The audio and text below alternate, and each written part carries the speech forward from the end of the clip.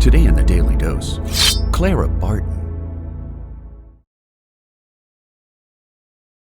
Born into a Massachusetts abolitionist family in 1821, Clara Barton became a teacher at age 15 and opened the nation's first free public school by age 27, until the school ousted her in favor of a male headmaster.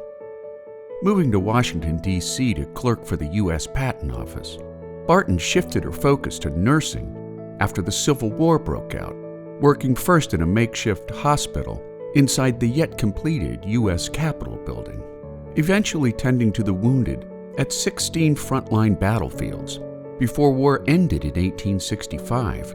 And while she had no formal medical training, her nursing skills developed out of common sense, unbounded courage, and a deeply felt sense of compassion for wounded and homesick soldiers.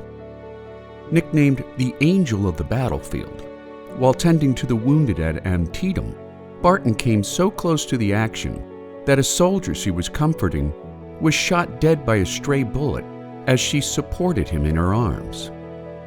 Barton soon caught the attention of President Abraham Lincoln, who assigned her to the task of locating missing soldiers under the newly formed Bureau of Records of Missing Men of the Armies of the United States, where she researched tens of thousands of MIA soldiers, while answering over 63,000 letters from worried family members of the missing.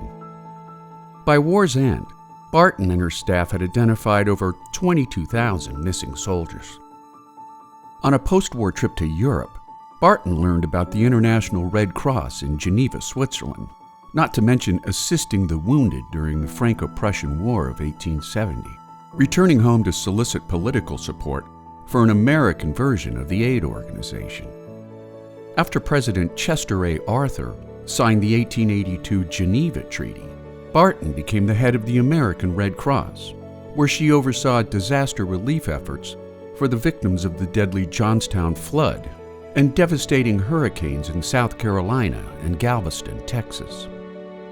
Her dictatorial style and alleged financial mismanagement forced her to resign in 1904, affording her the time to establish the National First Aid Association of America 1 year later, which worked hand in hand with local fire departments across the U.S., creating some of the first ambulance brigades in the nation.